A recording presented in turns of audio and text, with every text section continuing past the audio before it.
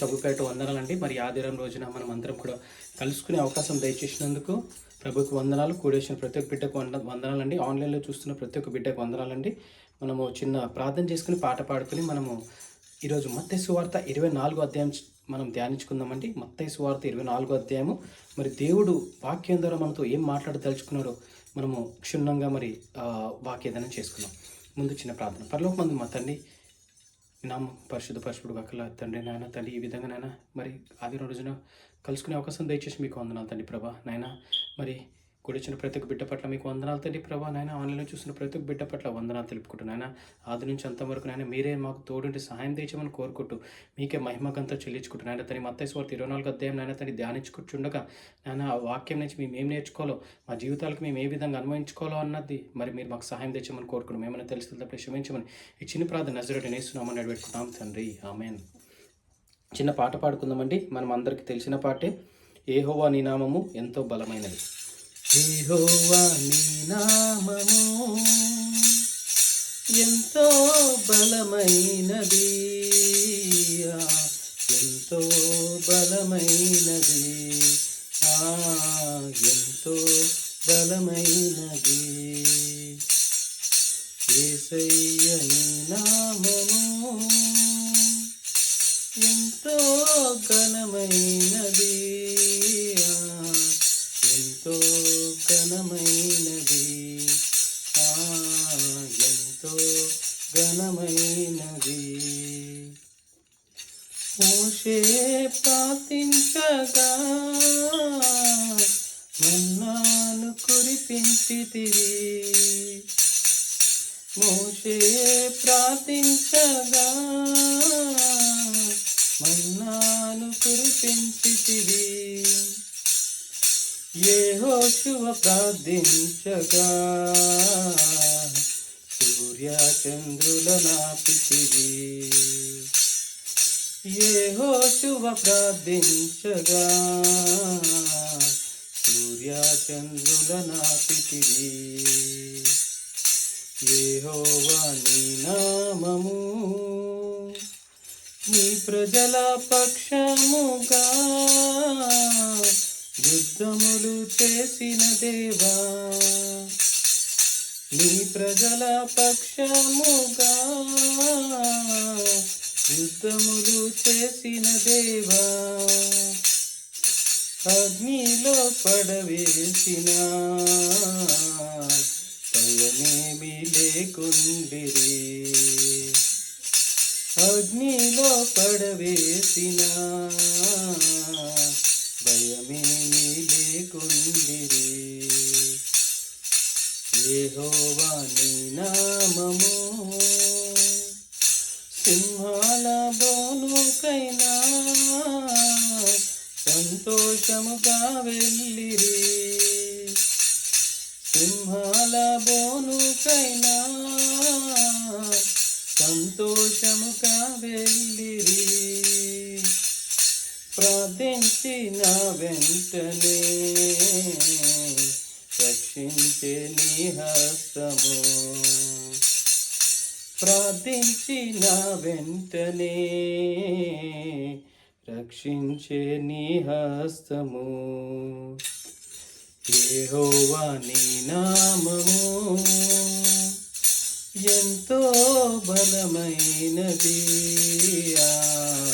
ఎంతో బలమైనది, ఎంతో బలమైనది. యెహోవా నీ నామము. హల్లెలూయా, హల్లెలూయా. Thank you Lord Jesus. హల్లెలూయా. మత్తయి సువార్త 24వ అధ్యాయం చూసుకుందామండి. 24వ అధ్యాయం వచ్చేసి మనం 2 విభాగాలుగా డివైడ్ అయింది. ఒకటి 24వ అధ్యాయం 1 నుంచి 35 వచనాలు, మరి 36 నుంచి 51 వచనాలు. మొదటి వచనం నుంచి చూసుకుందాము. మత్తయి సువార్త 24వ అధ్యాయం 1 నుంచి 35 వచనాలు. The destruction of the temple and the science of the end times. మరి టెంపుల్ ఏ విధంగా అయితే మరి కూలిపోవటం, దాని అండ్ ఎండ్ టైమ్స్ అంటే సైన్సెస్ అంటే సూచనలు, ఎండ్ టైమ్స్కి సూచనలు చూసుకుందాం. యేసు దేవాలయం నుండి బయలుదేరి వెళ్ళుచుండగా ఆయన శిష్యులు ఆ దేవాలయపు కట్టడములు ఆయనకు చూపించవచ్చిరి. అందుకాయన, మీరు ఇవన్నీ చూచుచున్నారు కదా, రాతి మీద రాయి ఒకటి అయినను ఇక్కడ నిలిచి ఉండకుండా పడద్రోయబడునని మీతో నిశ్చయముగా చెప్పుచున్నానని వారితో అనెను.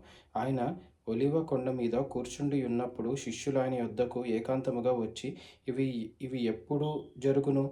నీ రా నీ రాకడ నీ రాకడకును ఈ యుగ సమాప్తికిని సూచనలేవి? మాతో చెప్పుమనగా యేసు వారితో ఇట్లనెను, ఎవడును మిమ్మును మోసపరచకుండా చూచుకొనుడి. అనేకులు నీ పేరట వచ్చి నేనే క్రీస్తునని చెప్పి పలువురిని మోసపరచెదరు. మరియు మీరు యుద్ధములను గూర్చియు యుద్ధ సమాచారములను గూర్చియు వినబోదురు. మీరు కలవరపడకుండా చూచుకొనుడి.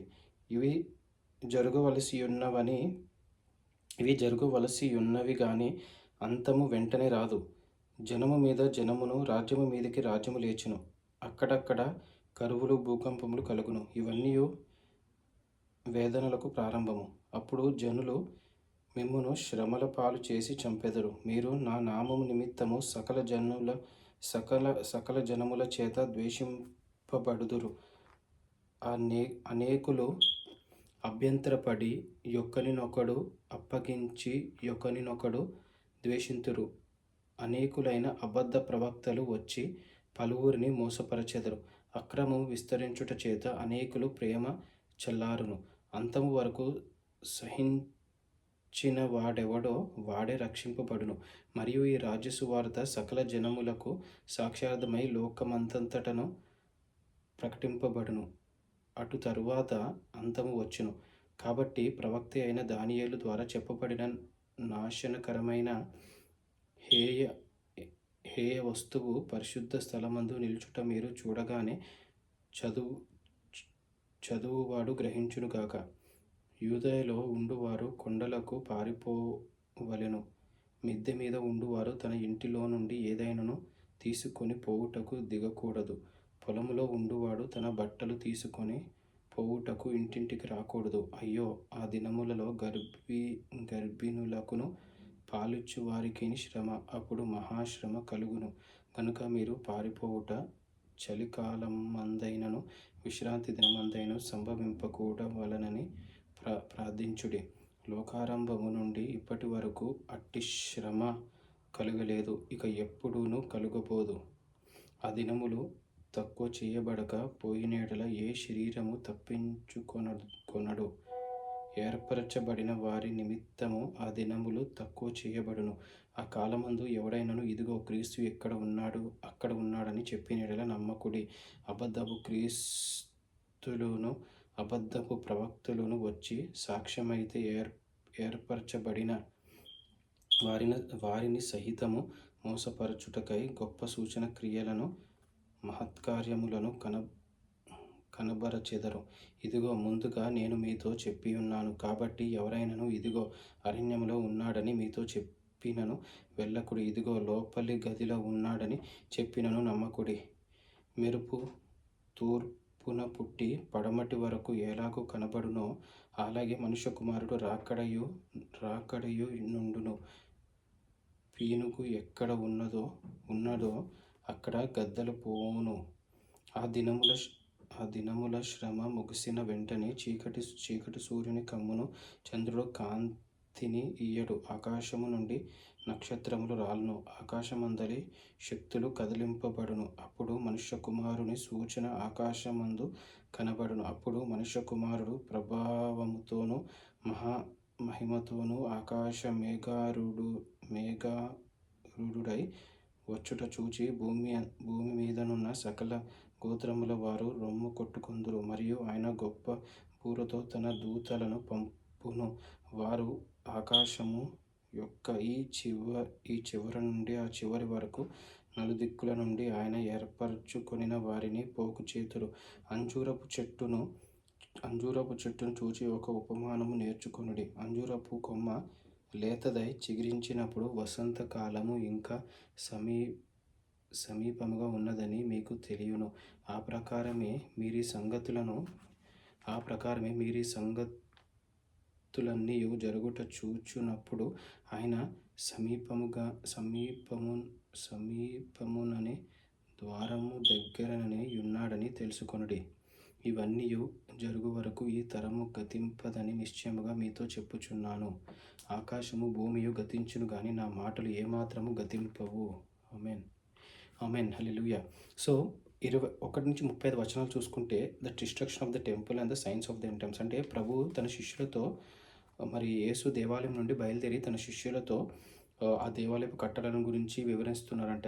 ఈ కట్టడం వివరిస్తుంటే ప్రభువు అప్పుడు ఏం సెలవిస్తాడంటే, ఈ కట్టడాలను రాతి మీద రాయి ఒకటి ఇక్కడ నిలిచి ఉంటే పడదులేదు మీతో నిశ్చయముగా చెప్పుచు అంటే ఈ రాతి మీద రాయి ఇక్కడ ఉండదని నిశ్చయంగా చెప్పుచున్నాను. ఆయన ఒలివ కొండ మీద కూర్చుని ఉన్నప్పుడు శిష్యులు ఆయన వద్దకు వచ్చి ఇవి ఎప్పుడు జరుగునని అడగగానే మరి ఆ రాకడ ఎప్పుడు వస్తుందంటే రాజ్యాలు ఫైటింగ్స్ చేసుకుంటాయి. అదేవిధంగా మనుషులు మరి తిట్టుకుంటారు. అదేవిధంగా కరువు వస్తుంది. అదేవిధంగా ఎన్నో సూచనలు ఇక్కడ రాశారండి. మనం చూసుకున్నట్లయితే మరి 3వ వచనం నుంచి మనము ప్రవక్త అయిన 14 వచనాల వరకు, అదేవిధంగా 15 నుంచి దానియేలు ద్వారా మరి కాబట్టి ప్రవక్త అయిన దానియేలు ద్వారా చెప్పబడిన కొన్ని సూచనలు కూడా ఇవన్నీ కూడా చెప్పారండి. ఇక్కడ అదేవిధంగా మరి వాక్యం ఏం సెలవిస్తుంది, అప్పుడు మహా శ్రమ కలుగును అంటే ఇప్పుడు గర్భిణీలు కానీ పాలిచ్చే స్త్రీలు కానీ వీళ్ళందరూ కూడా మరి ఎప్పుడైతే మరి దేవుడు రాకడ వచ్చే ముందు మరి ఏ విధంగా ఉంటారో చెప్తున్నారు. అంటే పొలంలో ఉన్నవారు అక్కడికి పక్కకి వెళ్ళిపోవాలి. మరి కొండల్లో దాచుకునేటోళ్ళు అక్కడ దాచుకోవాలి. మిద్దె మీద ఉన్నవాళ్ళు మిద్దె మీద ఉండాలి.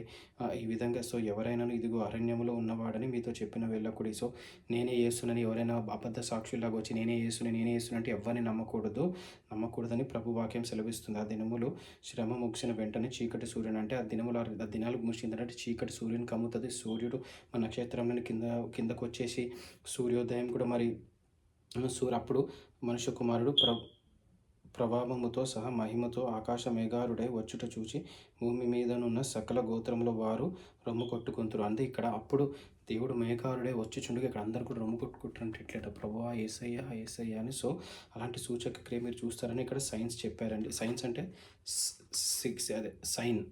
సైన్స్ కాదు సైన్. సో ఆ కాలంలో అదేవిధంగా ఇక్కడ ప్రభు ఏం చెప్పారు, అంజూరపు చెట్టుని ఉదాహరణ తీసుకుని అంజూరపు చెట్టుని చూసినప్పుడు మీరు వసంతకాలం ఎప్పుడు వస్తుందంటే ఆ కొమ్మ లేతగా ఉన్నప్పుడు వసంతకాలం అని వస్తుంది. అదే ప్రకారంగా మీరు సంగతులను జరుగుతూ చూసినప్పుడు ఆయన సమీపంగా అంటే ఈ సంగతులను ఎప్పుడైతే ఈ సైన్స్ జరుగుతాయో సంగతులను చూసినప్పుడు దేవుడు సమీపంగా ఉన్నాడు, దేవుడు రాకడ సమీపంగా ఉన్నదని తెలుసుకుంటారు. ఇవన్నీ జరుగు వరకు ఈ తరము గతించును నిశ్చయంగా మీతో చెప్పుచున్నానని చెప్తున్నాడు. సో మరి నెక్స్ట్ మత్తయి సువార్త 24:36 నుంచి 51 వచనం చూసాం. The day and hour unknown. 36 నుంచి 51 the day and hour unknown. అయితే ఆ దినమును గూర్చియు ఆ గడియను గూర్చియు తండ్రి మాత్రమే ఎరుగును గాని ఏ మనుష్యుడైనను పరలోకమందలి దూతలైనను కుమారునైనను ఎరుగరు. సో అయితే ఆ దినమును గూర్చి అంటే ఆ దినము ఏదైతే వస్తుందో అది ఓన్లీ ఆ గడియ ఏదైతే ఎండ్ టైం వస్తుందో ఆ గడియ ఓన్లీ తండ్రికి మాత్రమే తెలుస్తుంది. అంటే ఈ సూచన గూర్చి ఏ గడియను గూర్చి తండ్రి మాత్రమే ఎరుగును కానీ ఏ మనుష్యుడు ఎరగడు, ఏ దూతలు ఎరగవు, ఏ కుమారుడిని ఎరగరు. నోహ దినములు ఎలాగుండెనో మనుష్య కుమారుని రాకడను అలాగే ఉండును. అంటే నోవా టైంలో ఎలా ఉన్నాయో సో ఆ విధంగానే మనుష్య కుమారుడు రాకడ కూడా అలాగే ఉండును. జలప్రలయమునకు ముందటి దినములలో నోవాహు ఓడలోనికి వెళ్ళిన దినము వరకు వారు తినుచు త్రాగుచు పెండ్లి చేసుకొనొచ్చు పెండ్లికిచ్చుచు నుండి జలప్రలయము వచ్చి అందరినీ కొట్టుకొని పోవు వరకు ఎరుగక పోయిరి. అలాగనే మనుష్య కుమారుని రాకడ ఉండును. ఆ కాలంలో ఇద్దరు పొలములో ఉందురు, ఒకడు తీసుకొని పోబడుదురు, ఒకడు విడిచిపెట్టబడుదురు. ఇద్దరు స్త్రీలు తిరుగలు విసరుచుండును, ఒకతే తీసుకొని పోబడును, ఒకతే విడిచిపెట్టబడును. కావున ఏ దినమున మీ ప్రభువు వచ్చునో మీకు తెలియదు గనుక మెలకువగా నుండుడి. ఏ జామున దొంగ వచ్చునో ఇంటి యజమానునికి తెలిసి ఉండిన ఎడల అతడు మెలకువగా ఉండి తన ఇంటికి కన్నము వేయనీయకుడి. మీరెరుగుదురు, మీరు అనుకొనిన గడియలో మనుష్య కుమారుడు వచ్చును గనుకనే మీరును సిద్ధంగా ఉండుడి. యజమానుడు తన ఇంటి వారికి తగిన వేళ అన్నము పెట్టుటకు వారిపైన ఉంచిన నమ్మకమైన వాడును బుద్ధిమంతుడునై దాసుడెవడు యజమానుడు వచ్చినప్పుడు ఏ దాసుడు ఇలాగూ చేయుచుండుట అతడు కనుగొనునో ఆ దాసుడు ధన్యుడు. అతడు తన యావదాస్తి మీద వాని నుంచునని మీతో నిశ్చయముగా చెప్పుచున్నాను. అయితే దుష్టుడైన యొక్క దాసుడు నా యజమానుడు ఆలస్యము చేయుచున్నాడని తన మనస్సులో అనుకొని తన తోడి దాసులను పుట్ట మొదలుపెట్టి త్రాగుబోతులతో తినుచు త్రాగుచూనుంటే ఆ దాసుడు కనిపెట్టిన దినములోను వాడను కొనని గడియలోను వాని యజమానుడు వచ్చి వానిని నరికించి వేషధారులతో కూడా వానికి పాలు నియమించును. అక్కడ ఏడుపు పండ్లు కొరుకుటయు నుండును. ఆమెన్. సో ఇప్పుడు 36 నుంచి మనము 51 వచనాలు చూసుకున్నట్లయితే మనము మత్తయి సువార్త 24 అధ్యాయంలో the day and the hour known అంటే దేవుడు రాకడ ఆ సమయము తెలియకుండా వస్తుందంట. సో ఏ విధంగా అయితే నోవా సమయంలో జలప్రలయం వచ్చి అందరూ కొట్టుకెళ్ళిపోయారో, తర్వాత నోవా ఫ్యామిలీ ఒక్కటే షిప్‌లో ఉంది. అదేవిధంగా తినుతూ, తాగుచూ, పెళ్ళికి ఇచ్చుకుంటూ, ఇచ్చిపడుతురు అన్నట్టు ఏ విధంగా మరి ఇక్కడ చెప్పారో, ఆ విధంగానే మరి దేవుడు రాకడ సమయం వస్తది. ఈ రాకడన్నది ఈ రాకడన్నది తండ్రి మాత్రమే ఎరుగును. అంటే తండ్రి మాత్రమే ఎరుగును కానీ ఏ మనుష్యుడు ఎరగడు, ఏ దేవదూత ఎరగరు, దూతలైన ఎరగరు, ఏ కుమారుడు ఎవ్వరు కూడా ఎరగరు. సో అదేవిధంగా మీరు కూడా చాలా జాగ్రత్తగా ఉండండి. మీరు కూడా ఈ విధంగా అయితే ఈ సైన్స్ వస్తే ఈ సైన్స్ని అనుకూలంగా జాగ్రత్తగా ఉన్న దాసుడు కనిపెట్టు దినములలో మరి ఇప్పుడు ఒక యజమానుడు ఏ విధంగా అయితే ఒక నమ్మకమైన దాసుడికి ఇప్పుడు ఇల్లు అద్దెకిచ్చినప్పుడు ఇల్లుని ఎట్లా జాగ్రత్త చూసుకుంటాడో ఆ విధంగానే ఆ దాసుడు కనిపెట్టిన దినములలో వాడుకొని గడియలోని వాని యజమానుడు వచ్చి వానిని నరికించి వేషధారులతో కూడా వానిని పాలునించును. అంటే వేషధారులాగా బిహేవ్ చేస్తే ఆ దాసుడు వచ్చి వాడిని నరికించేసి ఎలా అయితే ఇచ్చేస్తాడో అక్కడ పండ్లు కొరుకుతాడు. అదేవిధంగా అక్కడ ఏడుపులు పండ్లు పొరుకుడు అంటే హెవెన్ హెల్ అన్నట్టు. ఇప్పుడు హెల్లోకి వెళ్ళిపోతారు. సో హెవెన్లోకి వెళ్ళాలా హెల్లోకి వెళ్ళాలన్నది మనమే డిసైడ్ చేసుకుని మనం యేసు ప్రభుని ఫాలో అవ్వాలండి. మరి వచనాలు దేవుడు దీవించును గాక. చిన్న ప్రార్థన చేసుకుని ముగించుకుంది. పరలోకం మనం అతన్ని నీ నామం పరిశుద్ధపరచుడు కాక నేను ఈ విధంగా నేను ప్రార్థించుకునే అవకాశం ఇచ్చి మీకు వందనాలు తండ్రి. మత్తయి సువార్త 24 అధ్యాయంలో నేను వచనాలు మేము ధ్యానించుకుని నెక్స్ట్ వీక్లో నేను ముందుకెళ్ళి కృపించి కోరుకున్నాను తండ్రి ప్రభావ. ఏ విధంగా అయితే మీ సూచనలు మాకు తెలిపారు నేను మీరే దేవుడు. ఎవరైనా మా దగ్గరికి వచ్చి మేము దేవుడు అంటే మీరు వినొద్దని చెప్పారు. ఆ విషయం మీకే వందనాలు తండ్రి. అదేవిధంగా నాయన తండ్రి నెక్స్ట్ అదేవిధంగా నాయన మీ సైన్ మీ అవర్స్ అని చూపించి చెప్పినందుకు మీకు వందనాలు తండ్రి ప్రభావ. నాయన మీకు వందనాలు స్తుతులు స్తోత్రాలు తండ్రి. ప్రతి ఒక్క బిడ్డ నాయన మీ కాపుదల మీ దయా కిరీటం నాయన మీ కృపలో ఉంచుతున్న మీకు వందనాలు తెలుపుకుంటూ నెక్స్ట్ వీక్ అంతట్లో నాయన ఈ వాక్యాలను దయానించుకుని ముందుకెళ్ళి కోరుకుంటూ నేను ఎన్ని సాధన శక్తులు వచ్చినా తట్టుకునే శక్తిని దయచేయమని కోరుకుంటూ మీకే మహిమగంతో చెల్లించుకుంటూ ఈ చిన్ని ప్రార్థన నజరేయుడైన యేసు నామమున నడిపెట్టుకున్నాం తండ్రి. ఆమేన్. అందరికీ సలాం. Have a great day. Thank you.